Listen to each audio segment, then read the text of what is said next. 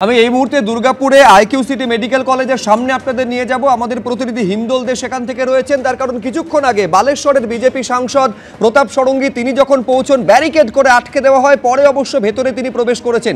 এই মুহূর্তে ছবিটা কি হিন্দল?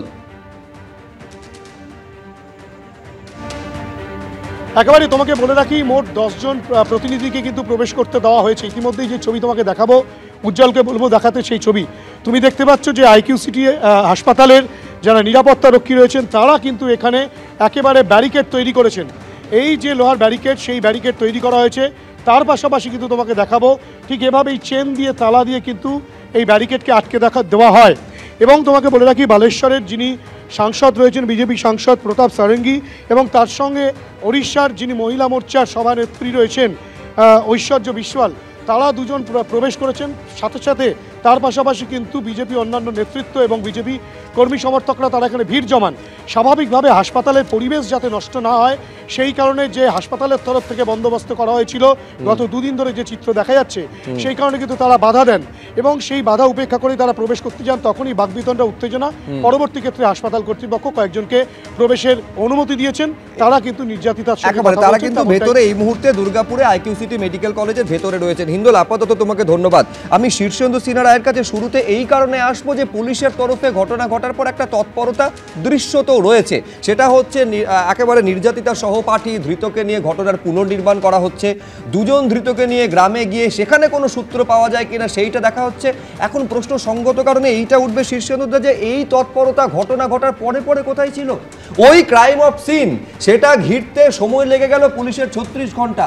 গতকাল আমরা দেখিয়েছি নির্যাতিতার বাবা তিনি অভিযোগ করছেন যে প্রথমে পুলিশ গোটা ঘটনাকে ধামাচাপা দেওয়ার চেষ্টা করেছিল। শুধু তাই নয়, এলাকাটা কার আপনি বিশ্বাস করুন, ঠিক এই রকম অভিযোগগুলো বারে বারে আরজি করার ক্ষেত্রেও এসেছিল। এখানে অভিযোগ নির্যাতিতার বাবা বলছেন এলাকাটা কার সেইটা নির্ধারণ করতে পুলিশ ব্যস্ত ছিল। 8টা থেকে 9:30টার মধ্যে ঘটনা ঘটেছে, পুলিশ তদন্ত শুরু করেছে ভোর 5টার সময়। দুর্গাপুরের মতো জায়গায় 8:30 থেকে 9টার মধ্যে এই যে ঘটনা ঘটছে, তাহলে দুষ্কৃতীরা জানে যে নিরাপত্তাহীন ওইখানে, নিরাপত্তা নেই যে জায়গায়, এবং আরও জানে দুষ্কৃতীরা যে প্রভাবশালী হাত থাকলে কোনো ঝামেলা হবে না। এগুলো জানে বলে এই ঘটনা ঘটেছে দুর্গাপুরের মতো জায়গায়, এবং সেটা গোটা রাজ্যে এটা এই জায়গা এই কথা বিদিত।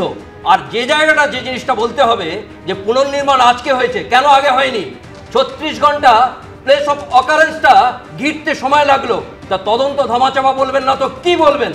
আরেকটা কথা হচ্ছে যে যে অপরাধীর মেডিকেল লিগাল যে পরীক্ষা সেটা কবে হবে?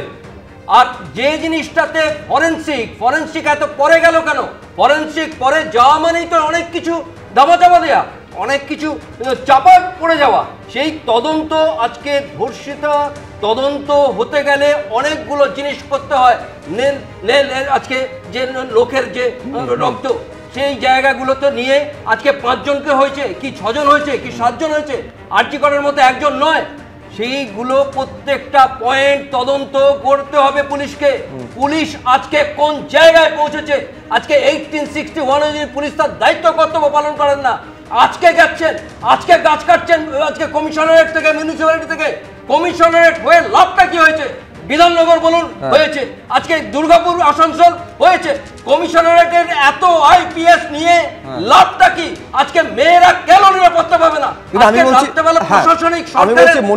আমি শুধু এইখানে দর্শকদের স্মরণ করাবো যে আরজিকর মামলায় যখন সুপ্রিম কোর্টে বিচার প্রক্রিয়া চলছিল, তখন বিচারপতি পারদিওয়ালা এই কথা বলেছিলেন, আমি আমার 30 বছরের কেরিয়ারে পুলিশের এইরকম তদন্ত দেখিনি, এত খারাপ পর্যায়ে এত সমালোচনা স্বয়ং সর্বোচ্চ আদালতের তরফে এসেছিল। কিন্তু তারপরেও আমি এইটা বলছি যে পুলিশের তদন্তে মনিদা এইরকম গাফিলতি কেন দেখা যাবে? 8টা থেকে 9:30টার মধ্যে ঘটনা 6-7 ঘন্টা পর তদন্ত শুরু হচ্ছে। নির্যাতিতার বাবার বক্তব্য অনুযায়ী পুলিশ তার এলাকার মধ্যে পড়ছে কিনা সেইটা নির্ধারণ করতে ব্যস্ত ছিল বেশি পুলিশ। আচ্ছা, আমি প্রথমে একটা কথা বলি যে ঘটনাটা যখন ঘটলো, দেখুন যে ঘটনাটা ঘটেছে সেটা সম্পর্কে তো সবাই নিন্দা করছে। এটার সম্পর্কে তৃণমূল, কংগ্রেস, বিজেপির কোনো প্রত্যেকটা মানুষ নিন্দা করছে, এবং আমাদেরও লজ্জা হচ্ছে যে পশ্চিমবঙ্গের মতো জায়গায় অন্য রাজ্যে গেলে আমাদেরকেও লজ্জাতে মাথা হেঁট হয়ে যাচ্ছে। কিন্তু ঘটনাটা হচ্ছে যে ঘটনার সঙ্গে সঙ্গে রাজনীতিতে নেমে পড়লাম। আমি বলছি এই যে যত মেয়েটার বাবার বয়ান দেখবেন, সঙ্গে সঙ্গে নামার কথা ছিল তো পুলিশের, পুলিশ নামেনি বলে রাজনীতি সেখানে প্রবেশের সুযোগ পেয়ে যাচ্ছে। শীর্ষেন্দু দুর্গাপুরের কথা বললো, দুর্গাপুর বলতে ওই স্টিল প্ল্যান্টটা মাথায় ঘুরছে, দুর্গাপুরে কোথায় কোথায় কি জায়গা আছে সেটা তো জানে না। আমরা দুর্গাপুর সম্পর্কে জানি, আপনি দুর্গাপুরে ওখান থেকে কোথায় রাস্তা যাওয়া জানো? আইকিউ সিটির পাশ দিয়ে কোথায় যাওয়া যায় তুমি জানো? আজকে রাতে বেলা আমি বলছি কামদুনি দিনের বেলা হয়েছিল, ঠিক আছে, কামদুনি দিনের বেলা হয়েছে, ভেবে দেখো। কামধেনু দিনের বেলা হয়েছে, কামধেনু ইনভেস্টিগেশন এখানে করেছে, জয় মাল্লাবাল চিফ জাস্টিস বলেছিল যে ইনভেস্টিগেশনটা ঠিক হয়নি, যার জন্য অনেকে বেকসুর খালাস হয়ে গেল। আমি মেনে নিচ্ছেন তো যে বলেছে। আমি শুধু এখানে দর্শকদের জানাই যে একেবারে আসানসোল দুর্গাপুর পুলিশ কমিশনারেটের তরফ থেকে সাংবাদিক বৈঠক করা হচ্ছে। যে মুহূর্তে বক্তব্য রাখতে শুরু করবেন আমি সেই মুহূর্তে ছবিটা আপনাদের সামনে সঙ্গে সঙ্গে রাখবো। এই মুহূর্তে সরাসরি এই ছবি দেখছেন, কিছুক্ষণের মধ্যে প্রেস কনফারেন্স শুরু হবে। হ্যাঁ,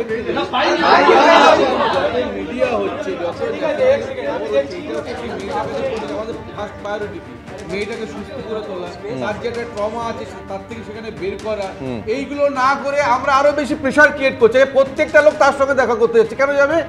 কোন উড়িষ্যার দেখবেন বয়ানটা, উড়িষ্যার মুখ্যমন্ত্রী, আমি আবার নির্যাতিতার বাবার বক্তব্যকে কোট করে রাজস্বীর কাছে আসবো। এই চাপটা তৈরি হয়েছে বলে পুলিশ আজকে অ্যাক্ট করতে বাধ্য হয়েছে, না হলে পুলিশ গোটা ঘটনা ধামাচাপা করে দিত। এইটা তো নির্যাতিতার বাবার বক্তব্য।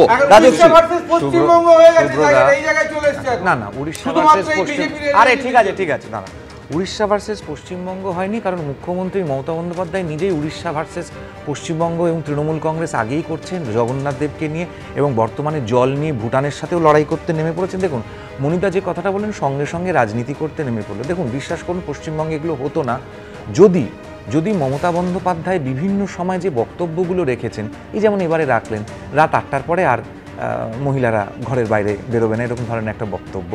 এই যে এর আগে বক্তব্য যে ওই মেয়েটি প্রেগনেন্ট ছিল, ওই মেয়েটি তো আগের থেকেই প্রেগনেন্ট ছিল, ওর তো লাভ অ্যাফেয়ার ছিল, এর ছোট ঘটনা, সাজানো ঘটনা।